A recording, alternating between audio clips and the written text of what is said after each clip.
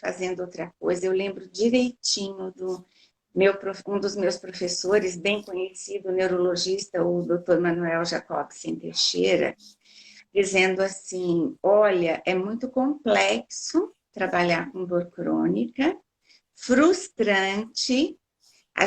Nós profissionais que trabalhamos com dor crônica, a gente tem que lidar muito bem com a frustração, porque nós temos uma expectativa de de ajudar sempre as pessoas, mas a gente tem que dar conta do momento que o outro está passando e dar conta da nossa expectativa. A gente Uhum. não conseguir aquilo que a gente desejava para ele, mas o que é possível para ele. E, e eu lembro disso todos os dias. E às vezes as pessoas me perguntam, mas por que você também não trabalha, não diversifica um pouco? Eu não consigo. Não consigo, porque Mas é porque realmente tem uma demanda, né? Afinal de contas, dor, eu brinco que tem algumas coisas que não vão desaparecer. E dor, né, não desaparece. Olá, boa noite, gente. Então, só para fazer uma introdução, né, para o pessoal que está chegando, a gente sabe que dor é um sintoma de que algo está alterado, né? A gente sempre entende, naquele princípio mais básico, de que a dor é um sinal de que alguma coisa está num processo de aviso para o sistema nervoso que, olha, você tem algo que está trazendo dano para o seu corpo. Então, a gente, numa aula básica de fisiologia, eu sempre digo, gente, imagina se você não sentisse dor. Você está cozinhando, aí você encosta no fogão, a sua pele começa a se queimar e você não percebe, que é o caso da hanseníase. Então, a dor é um sinal para você se afastar. Então, de certa forma, quando a gente pensa na dor, a gente sabe que ela é benéfica para o organismo. E aquelas poucas pessoas que têm aquela síndrome talâmica, que não sentem dor, elas têm vários danos, né? Quebram ossos, elas se machucam. Por quê? Porque a dor é um fator limitante. No entanto, a gente sabe que a dor crônica é outro processo, né? Inclusive, vários estudos têm indicado que muitas vezes o processo de dor existe, mas a causa, de fato, não é identificada. Mas a gente sabe que ela é um sinal de que alguma coisa vai mal, certo? Então, a gente não pode olhar para a dor como o inimigo. Mas também é claro que quem tem dor crônica, eu, né, já compartilhei com você, já tenho uns 3 anos, já mais ou menos, que eu tenho uma dor crônica que tem me incomodado bastante. Mas eu procuro trabalhar, lidar com ela sem, né, me vitimizar, porque eu não gosto dessa coisa assim, vamos trabalhar, mas eu também a respeito. Portanto, nós sabemos que a dor é um fator limitante. Em relação ao sono, eu até peço, né, a licença agora para falar um pouquinho dessa parte, justamente porque eu sei que depois a parte de emoção você vai arrebentar e falar muita coisa. Estão sentindo muita dor de cabeça, penso que pode ser por causa do celular.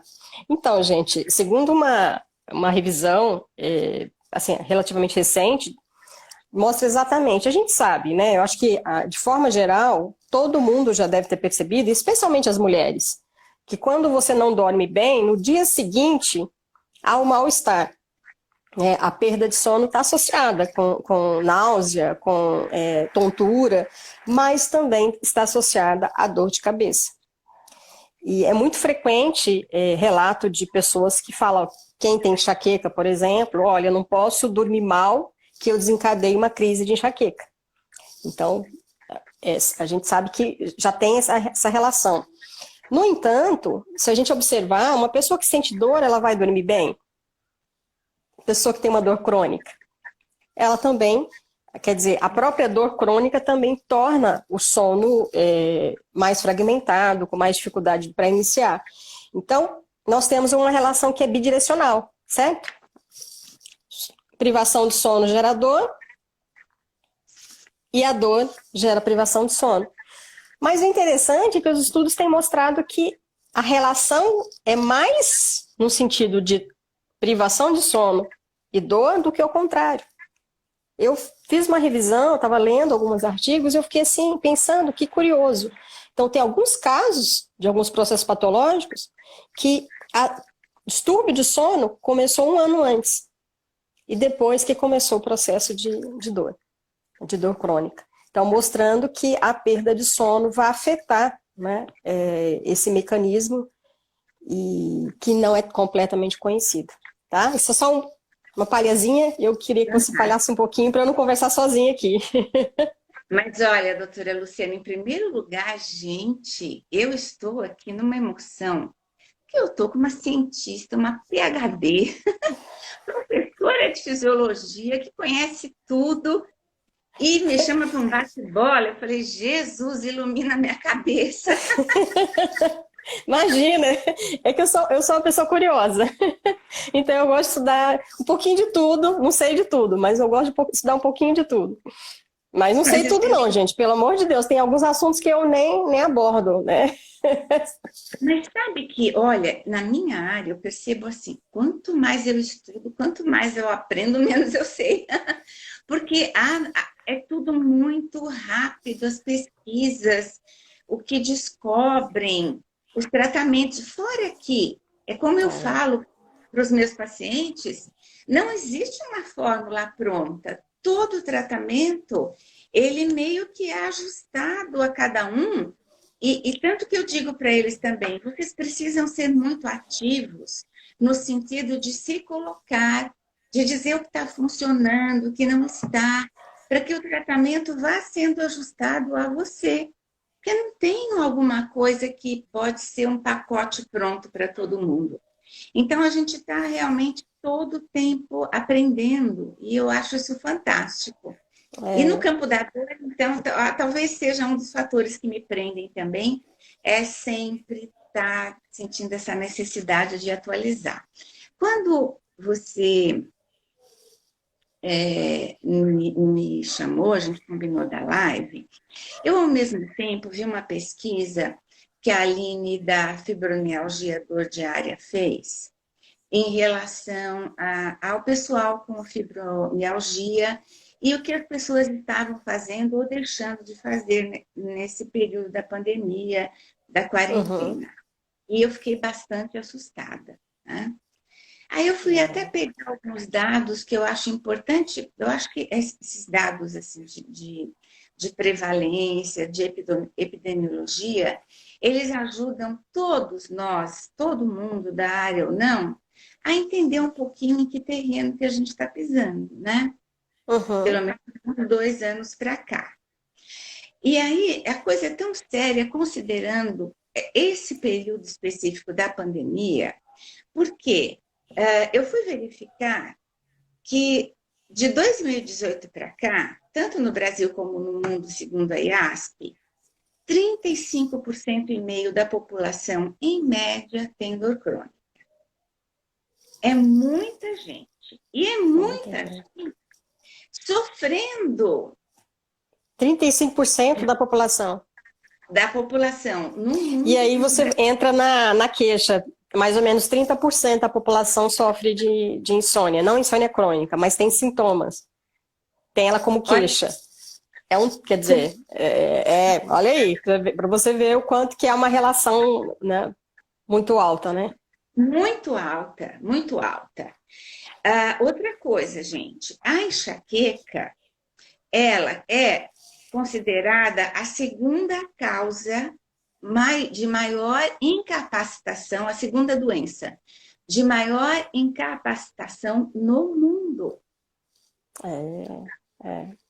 E a gente tem uma prevalência de enxaqueca em 18% da população. Também é muita coisa. Sendo que dor de cabeça, a IASP, que é a Associação Internacional para o Estudo da Dor, ela considera que de 50% a 90% da população a gente vai ter dor de cabeça em algum momento da vida. Né? Mas uma enxaqueca, que já é uma dor crônica, 18% da população tem. Também é muito, porque uma segunda doença que incapacita as pessoas e a gente ter quase 20% da população incapacitada durante uma pandemia isolada, sofrendo danos de um isolamento. E a grande questão, eu acho que você tem acompanhado, as queixas de insônia aumentaram muito, né? Até eu vi uma demanda muito alta nesse período, logo começou a pandemia, as queixas de insônia, de queixas de sono de forma geral, eram frequentes. Eu recebia muito direct, eu fazia uma live, eram vários directs, as pessoas meio apavoradas, e o que eu faço? Eu não durmo, estou quase, sabe assim, gente estava achando que ia perder a sanidade. E é isso que é uma grande questão, que é algo que eu bato muito na tecla, da regularidade do sono, né? Porque uma das orientações para quem tem enxaqueca é justamente isso. Porque quem tem enxaqueca, ele tem sérios gatilhos, né? Esses gatilhos, que vai desde um tipo de alimento que a pessoa come e que desencadeia a dor, ou vai, por exemplo, um dia de privação de sono que desencadeia a dor. E o que é mais interessante, eu me lembro que eu assisti uma palestra com um especialista em enxaqueca muitos anos atrás, e assim, ele foi até quando começou a se entender o mecanismo, falando sobre a genética, e ele falou que era um defeito na bomba de cloreto, era a hipótese na época, era o que estava sendo estudado, mostrando que você não teria um tratamento de cura, mas sim paliativo, justamente porque seria um defeito de bomba de cloreto. Mas, ao mesmo tempo, a gente sabe que tem os gatilhos, e um dos gatilhos, que, por incrível que pareça, é a privação de sono e o dormir demais. Então, tanto você dormir pouco, como você dormir além do que é o seu normal, pode ser um gatilho para desencadear dor. E por isso que a regularidade do sono, e eu gostaria hoje, eu tenho até pensado muito para fazer um vídeo sobre isso. Quando eu falo de regularidade, gente, entendam no sentido de não ter uma rotina de militar, disciplinada. Não é assim, olha, 9 horas da noite, em ponto eu tenho que estar na cama. Não. Eu falo assim, quando eu falo regularidade, é você não dormir um dia 4 horas, outro dia 9. Um dia você dorme. Até porque saiu um trabalho bem interessante, eu ainda não tive acesso a ele inteiro, ainda preciso ver se eu consigo. Muito, muito bacana. Eu fiquei assim, fascinada, porque é algo que eu já assim, tinha isso como entendimento, mas que agora eles estão identificando quais fatores que são secretados e que regulam. Que a necessidade de sono, ela se modifica de acordo com a demanda cerebral. Então, quer dizer, se você passou um dia com uma alta demanda cerebral, fez um dia de trabalho, a gente, né, você é psicóloga, eu sou professora, então tem dia que você, ontem, né, ontem eu gravei 8 módulos, 2 aulas, eu cheguei lá 9 horas da manhã, começamos às 10, terminamos quase 5 horas da tarde. Então, assim, eu estou super cansada hoje ainda, porque a demanda foi grande. Então, o que acontece? Essa alta demanda exige maior sono. E aí eles observaram que você dorme mais. No dia que você tem uma demanda cerebral menor, você precisa de menos sono. Então, eu percebo isso na minha própria vida. Tem dia que eu preciso dormir 8, 9 horas, tem dia que eu durmo 6, 7 horas e estou bem. Então, eu queria, quando eu falo dessa regularidade, é justamente para as pessoas evitarem fazer o que elas fazem muito, que é dormir muito pouco de segunda a sexta e dormir muito no fim de semana. Essa descompensação é que acaba gerando uma série de problemas. Inclusive, eu tenho, né, uma pessoa da família que ela, no final de semana, dormia demais e todas as vezes que ela acordava com enxaqueca. Todas as vezes. Ela foi a primeira pessoa que eu observei isso, depois eu vi especialista dizendo que era necessário para a pessoa que tem enxaqueca essa manutenção de rotina para evitar justamente esse desajuste que tem, até porque a privação de sono leva à produção de fatores pró-inflamatórios, né? Então, automaticamente você acaba alterando a algesia e, vamos falar a palavrinha aqui, hiperalgesia. Então, os estudos indicam que a privação de sono, ela promove hiperalgesia. O que é isso? Ela aumenta a sensibilidade à dor. Se falava muito de limiar, né? Que o limiar para a dor ficava mais baixo e aí desencadeava com mais facilidade. Hoje, assim, não se sabe exatamente se é na entrada da informação ou se é no processo de modulação, quer dizer, de inibição da dor, né? Quer dizer, será que a privação de sono afeta a capacidade de inibir a dor? Porque Todo mundo tem um mecanismo de desencadear a dor e tem um mecanismo de bloquear a dor. Então, as pessoas têm que entender que a gente tem um sistema de analgesia interno e que, por algum motivo, em algumas pessoas não funcionam de forma muito adequada, né? Olha, essa sua explicação, o pessoal vai ter que assistir. Eu vou compartilhar muito, muito. Não só no pessoal da enxaqueca, mas na fibromialgia, a irregularidade do sono é muito grande, até porque a dor, ela joga a pessoa na cama. E nem sempre é bom, isso ajuda. Eu falo, não força os limites, não vai forçar. Está com dor, não vai fazer faxina, não vai carregar peso, mas o repouso também, aquela coisa de ficar na cama, de dormir, não é bom. E eu lembro que o doutor Manuel, uma vez ele disse que ele chegou lá na ala do pessoal com dor neuropática e todo mundo na cama. E ninguém melhorava da dor, e aquele povo todo nos leitos, e ninguém tinha alta. Ele chegou lá e ele viu que as paredes do ambulatório estavam muito sujas, estava precisando de uma pintura, né? Aí ele pegou e falou assim, gente, providencia tinta, pincel, esse povo todo que está com dor na cama, todo mundo levanta, nós vamos pintar a parede da ala. E o pessoal, não, que isso, imagina, a gente precisa de repouso. Ele falou, eu vou provar para vocês que é o repouso em excesso que está prejudicando vocês. Botou todo mundo para pintar as paredes da ala. Eles estavam. Conclusão, todo mundo teve alta, acabou a dor. Eu acredito plenamente nisso, até porque eu falo por mim. Para eu ficar em repouso é quando a dor está muito intensa. Do contrário, eu não fico em repouso. Pelo contrário, eu fico me movimentando.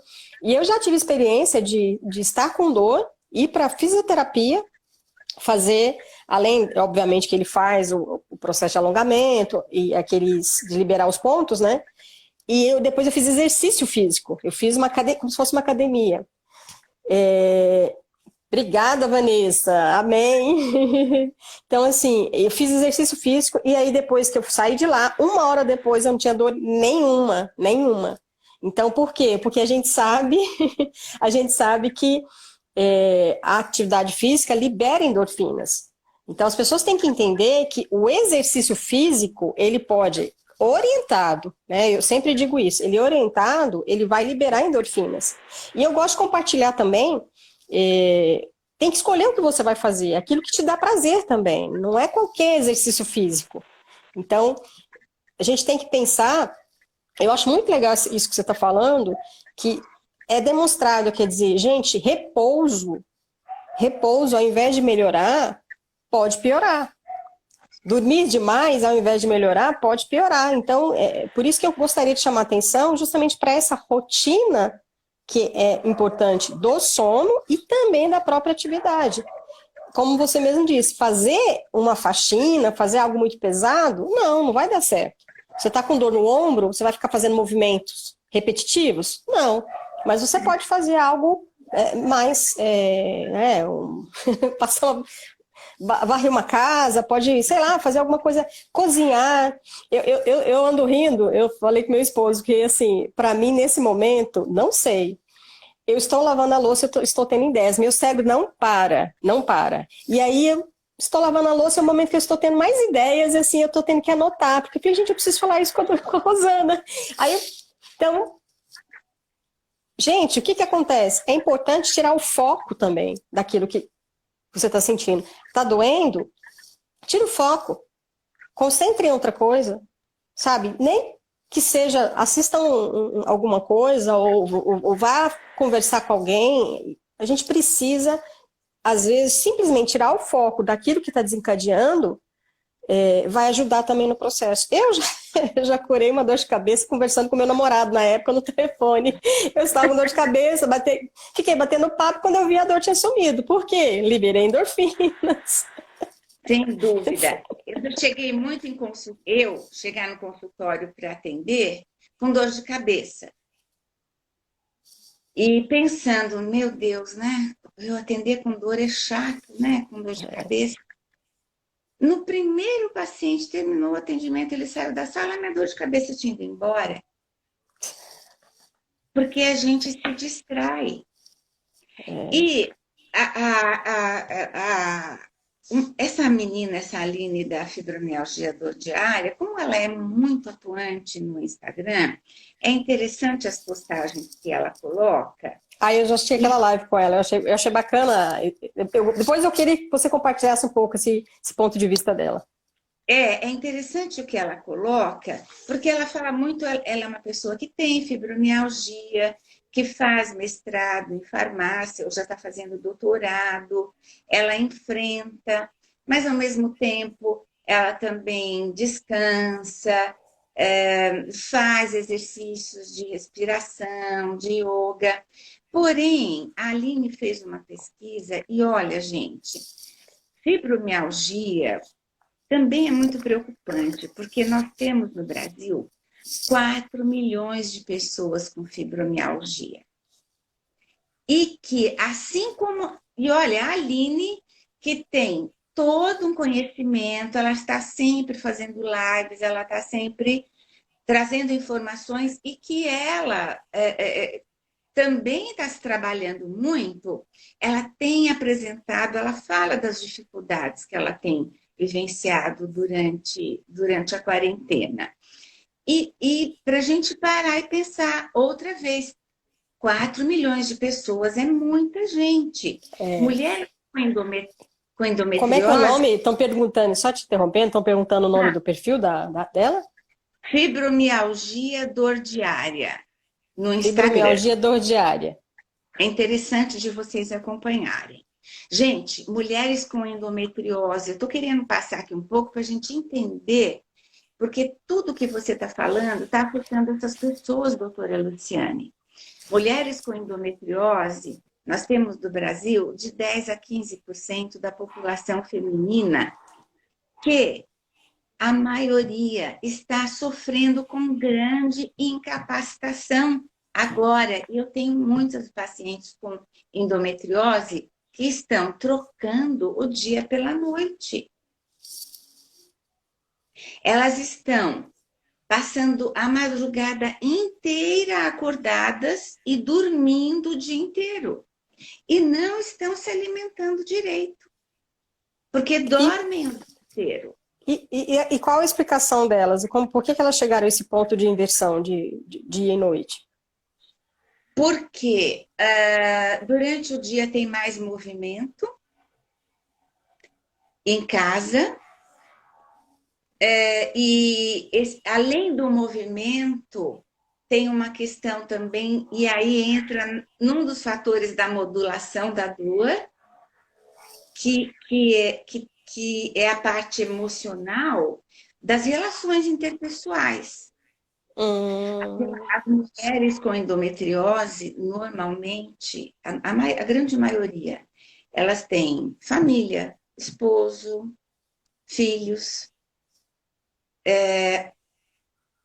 pais, e são mulheres que, de alguma forma, elas estão sendo desafiadas durante o dia, no sentido de, tá com dor de novo hoje?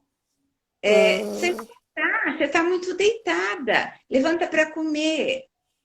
Então, a mulher com endometriose, ela tem um diferencial nesse sentido, que ela está, de alguma forma, muito inserida num contexto familiar,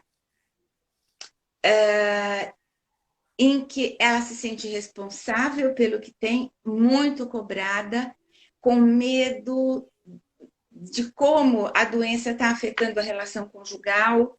Então, são vários vieses, sabe? Tem uma vida sexual comprometida, tem expectativa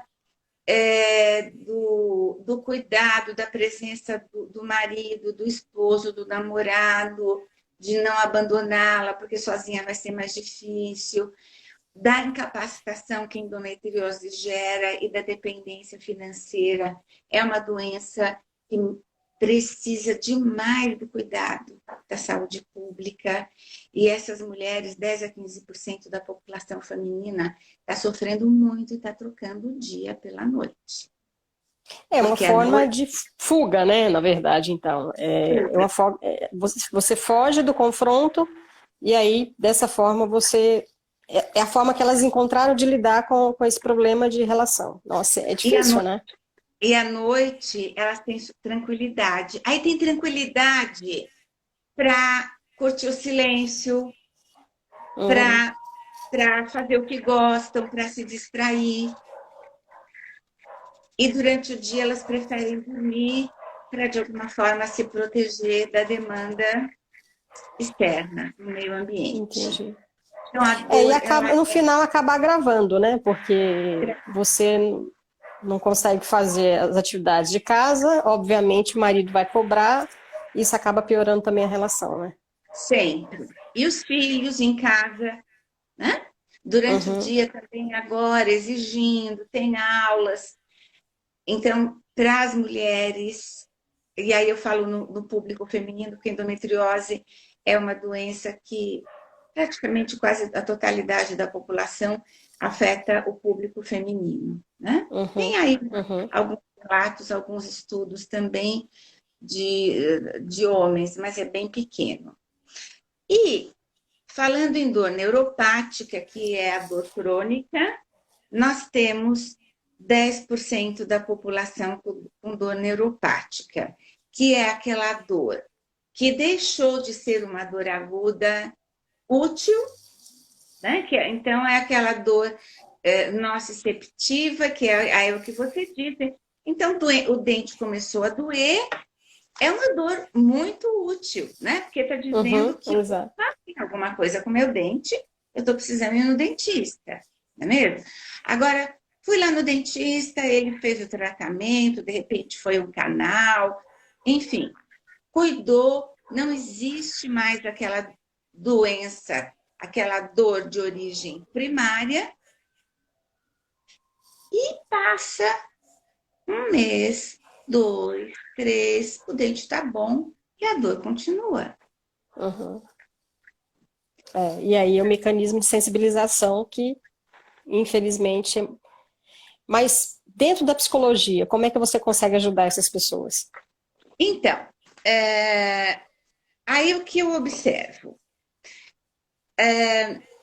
A dor, ela é multifatorial, né? Ela tem uma ação biológica, que aí é todo aquele mecanismo de informação da dor, de transdução, de modulação. Então, você vai lá, leva uma alfinetada no dedo, tem todo aquele transporte daquele estímulo até o cérebro. Só que nesse transporte, em todo esse caminho que é percorrido pela medula até o cérebro, essa dor ela vai também sofrendo a influência das condições psicológicas de um indivíduo, das condições ambientais, sociais e culturais. Por isso que a dor, ela é uma experiência sensorial, emocional, única, subjetiva. Não dá para ninguém medir a dor Do outro. do outro. Não dá. E aí É. é o erro, infelizmente, de profissionais da saúde e familiares que julgam. Mas você está reclamando por causa disso? Você é fraca para dor. Aí a família diz assim, mas não é possível que dói o dia inteiro? Que dói todos os dias? Você acabou de tomar um monte de remédio para dor? Como é que não É. passou A falta de compreensão, né? essa A falta de falta de compreensão? compreensão. Né?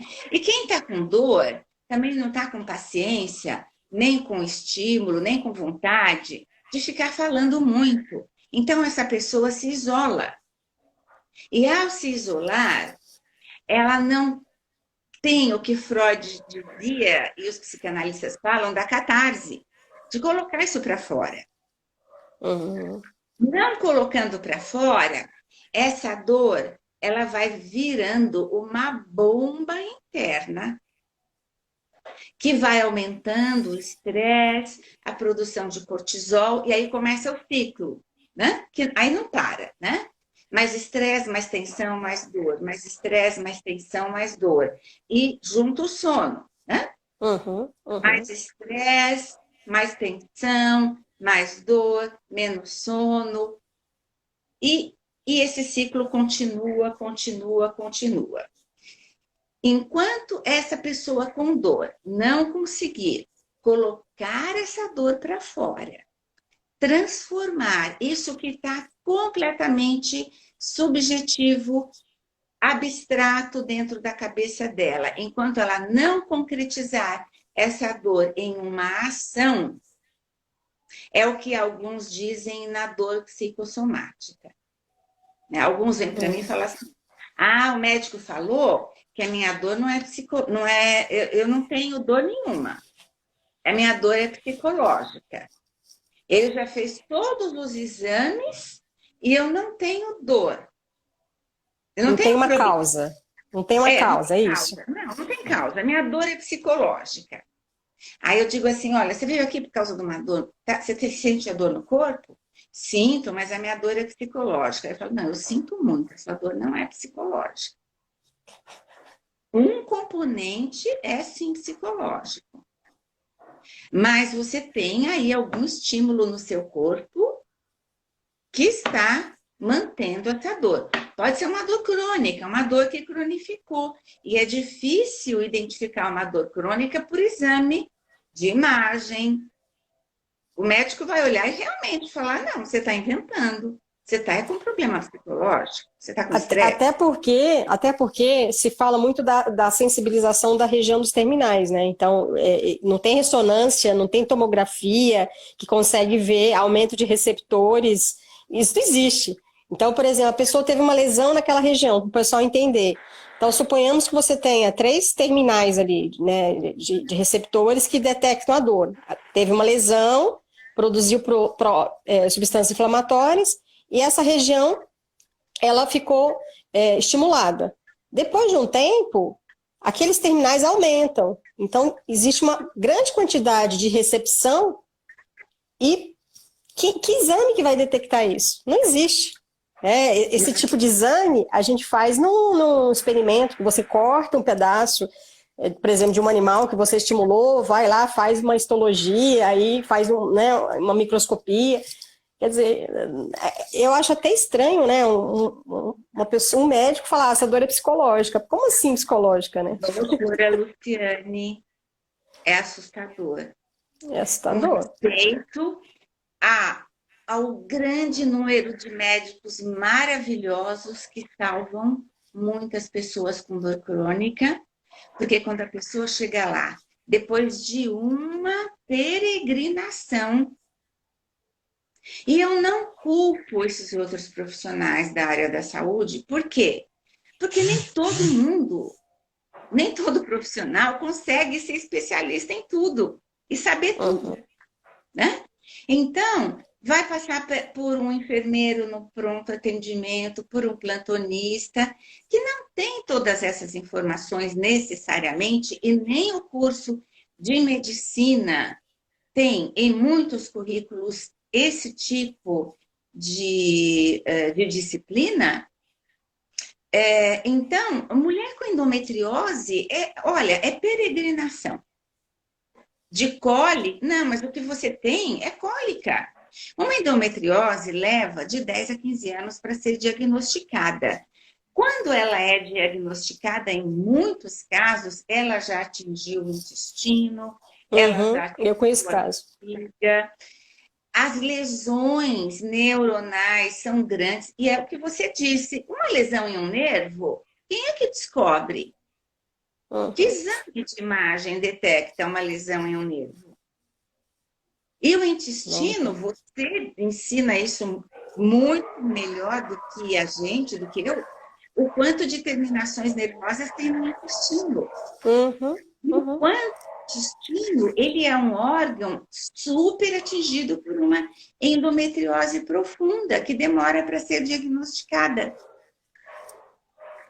Então, nós É. temos pessoas com dores crônicas, com alto nível de incapacitação, de lesão, e aí a SBED, que é a Sociedade Brasileira para o Estudo da Dor, a IASP, que é internacional, diz as dores aqui no Brasil e no mundo, elas são subdiagnosticadas, subtratadas. E Até porque a dor, você compra analgésico, que seja um analgésico mais simples, até aquele que tem ação, eles são livres para comprar. Você chega e compra na farmácia.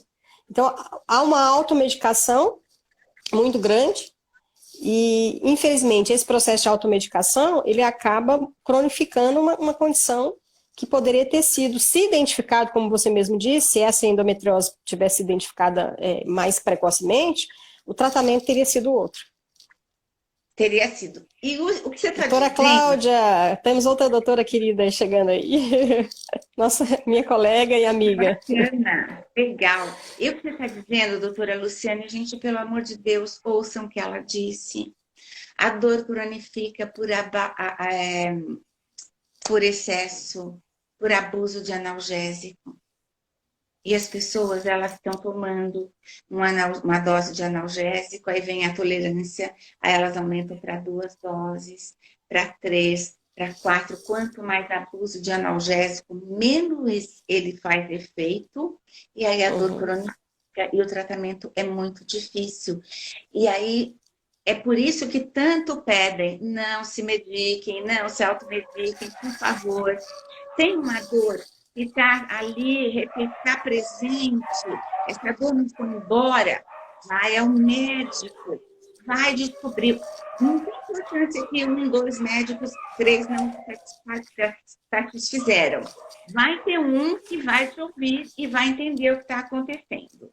Exato. A dor, ela precisa ser tratada precocemente, porque senão é de alta complexidade. Tem pacientes que os médicos me mandam de alta complexidade, doutora Luciane, e que vem com uma expectativa de eu vou ter aquela minha vida de volta. A gente não pode dizer que vai ter. Todos nós torcemos para que aquela pessoa tenha a vida dela de volta. Mas a dor chegou num nível de complexidade muito alto. E nenhum especialista sabe dizer, né? E como você falou, nessa questão emocional, a parte emocional, ela é importantíssima, gente. Importante, porque na modulação da dor, porque aí tem paciente que fala assim para mim, olha, eu sou muito prática, eu sou muito objetiva, não vem dizer para... Eu estou dizendo o que alguns me dizem. Não vem me dizer para eu meditar, para eu visualizar, para eu imaginar que eu estou num lugar muito bom. Acho que travou. Um momentinho. Tá. Travou um pouquinho, retoma, voltou. Voltou? Oi, voltou. Tá. Então, olha só, né? Tem pacientes que dizem para mim, olha, não me manda meditar, não. Esse negócio de você me mandar ir para um lugar que eu gosto, que me deixa em paz, tranquila, isso comigo não funciona. Eu quero dizer que eu tenho que fazer para ficar boa da minha dor. E aí eu tenho que, infelizmente, ou felizmente, né? Dizer assim, olha, só que aí tudo isso que você dá uma aula primorosamente, né? Eu falo, olha aqui, deixa eu te explicar. Lá começa a tua dor, lá naquela parte do corpo, aí ela sobe pela tua medula, papapá, papapá. Aí essa dor vai sendo transmitida, vai sendo transformada, isso é uma modulação de dor. Nesse caminho, ela vai entrando em parte do seu cérebro, onde também estão as emoções, né? E ali, no momento em que ela passa por esse sistema límbico, hipotálamo, hipocampo, que eu aí não preciso explicar para você, mas só para você entender um pouco, é onde estão todos os seus aprendizados, as suas crenças, aquilo que você acredita ou não, os seus pensamentos. Se você desenvolveu ao longo da vida pensamentos muito negativos, pensamentos mais realistas, pensamentos mais positivos. Ah, eu não quero esse negócio de só pensar alegria, não, se a minha vida está um horror. Não, pensamento positivo não é você pensar em algo, em fazer aquele joguinho da Poliana, de que a vida é só coisa boa. Não, realmente, não adianta você construir castelo em areia. Mas quando eu falo do pensamento positivo, é do pensamento realista de que não é só, a vida não é só feita de coisas ruins. Olha lá para as suas crenças. E as suas crenças, elas estão ali na modulação da dor. Elas vão junto lá para o cérebro para transformar essa dor em uma resposta. Além das crenças, tem as suas expectativas. Isso também é condicionamento, é função cerebral, está lá no cérebro. Tem hormônio junto, tem neurotransmissor junto, não é uma criação da sua cabeça. E nessa expectativa, tem a tua ansiedade de, mas amanhã eu vou estar tão ruim quanto hoje. Não adianta eu querer pensar em alguma coisa boa que eu posso fazer amanhã, se amanhã eu já sei que eu vou acordar ruim. É ansiedade antecipatória, faz parte da modulação da dor. Aí eu chamo a pessoa para a realidade, entendeu? Então tá bom, né? Você não quer imaginar um lugar bacana, né? Que é aquela ilha paradisíaca que vai te fazer bem, mas então vamos perceber como é que isso funciona, né? Os medos, seus valores de vida, tudo isso está na modulação da dor.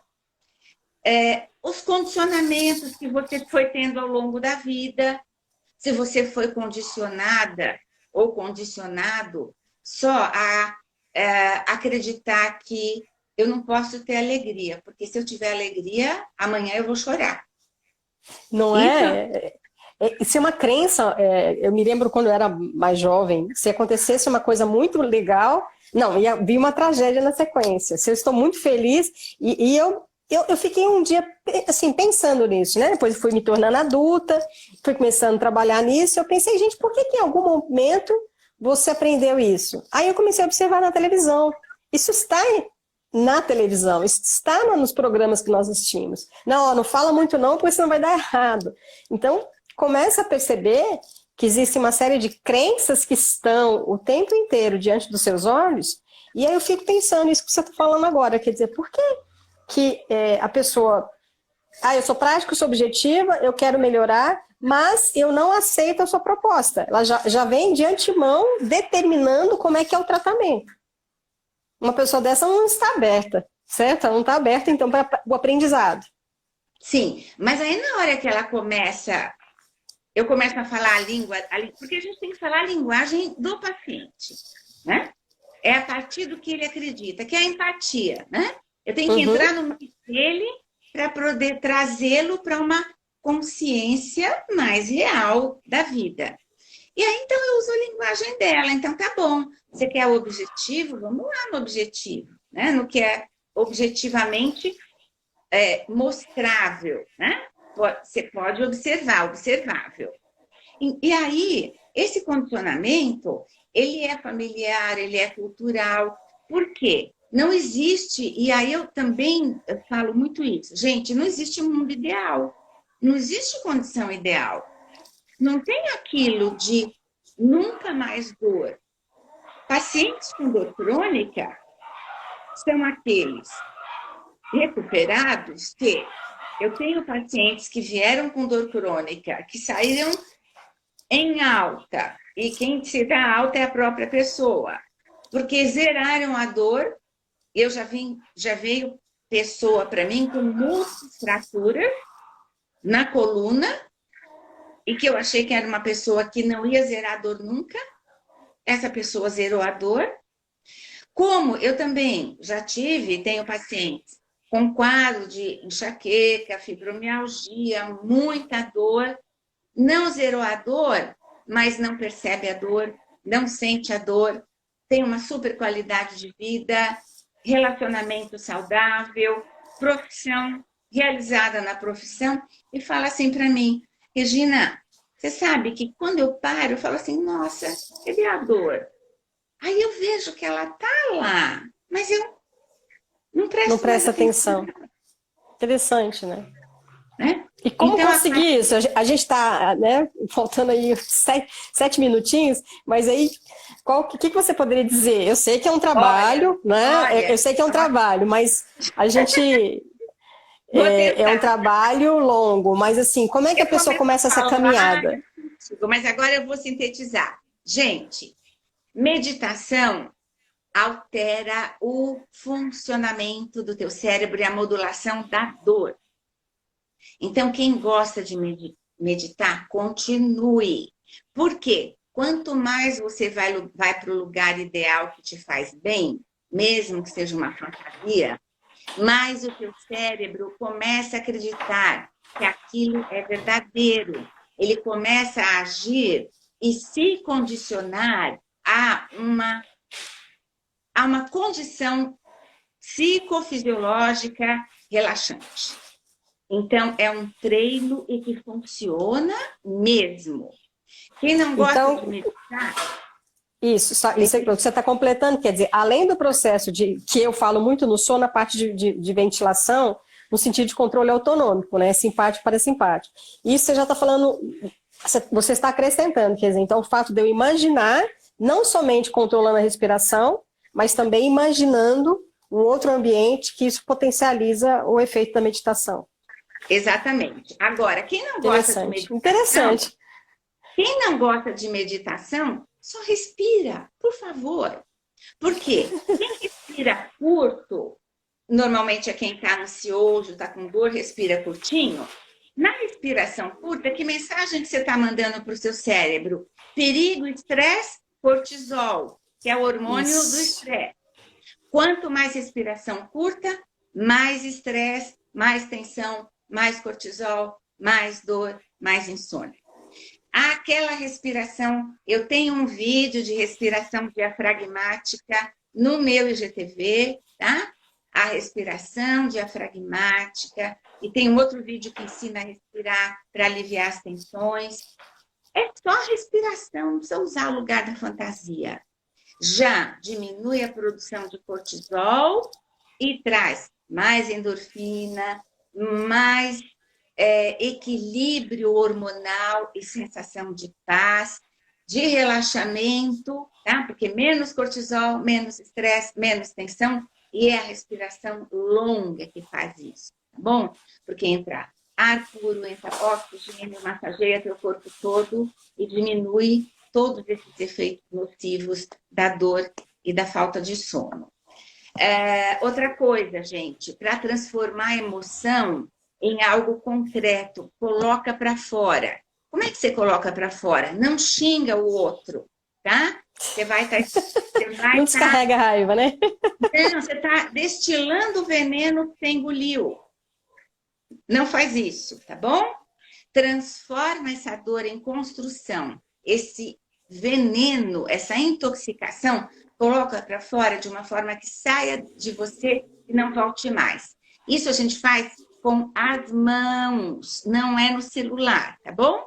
É jogando dominó, xadrez, dama, argila, pintando com giz, com tinta guache. Artes manuais. Artes manuais. Que interessante. Tricô, crochê, costurar a mão, quebra-cabeça. Nossa, quebra-cabeça, eu amo. Eu amo quebra-cabeça. Transforma. Oi, Domênico. Põe para fora a emoção. Então, você tem que tirar a emoção do mundo subjetivo para deixar de ser uma dor psicossomática e transformar essa dor Gosto de crochê, legal, Elza, já tem uma... Isso. Transforma essa dor. E aí, gente, se tá com muita dor, se o crochê sai torto, se a vontade que você tem é de fazer um crochê preto, Amém. marrom, Amém. É. né? Faça, Então, diversifique, né? faz o crochê preto, faz marrom, faz com tinta grossa, faz o crochê torto. Porque você fala, eu quero isso, eu quero é botar minha raiva nesse crochê aqui. Você todo crochê, né? Não tem importância. Faz um Pinta, crochê, pinta sim, né? pinta, né? Pega um papel com giz Acho que eu vou preto, voltar a desenhar. Acho que eu vou voltar a desenhar. Boa ideia. Eu desenhava antes, vou voltar a desenhar. eu tenho uma paciente que ela pintou a guache. Um lugar lindo, praia, sol, palmeiras. Aí ela pegou e fez um desenho marrom, bem, bem escurão, assim, uma mancha, né? Eu falei, teu desenho está tão lindo, e essa mancha preta? Ela falou, porque essa mancha preta eu não quero mais dentro de mim. Ela vai ficar fora. Nem que eu tenha que mandar ela para uma praia. Mas em mim ela não fica mais. Tá bom, se para ela foi legal. Então, isso é transformar uma dor psicossomática, tá? Tirar Tá. a dor. Só para te avisar, temos 2 minutos. Pode falar. Tá bom. A dor Hoje a bola é tua.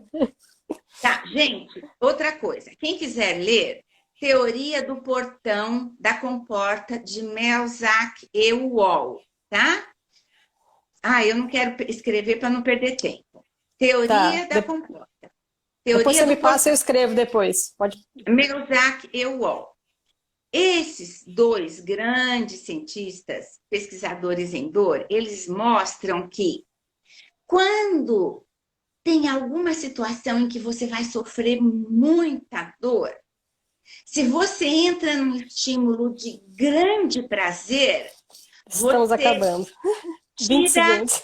Você desvia a dor lá no cérebro. Ao invés do estímulo ir para a porta em que diz dor, volta muita dor, a dor desvia. E você esquece de observar que aquilo é dor. Regina, vai acabar. Muito obrigada. Muito feliz por você ter recebido meu convite, tá? Você ter aceitado meu convite.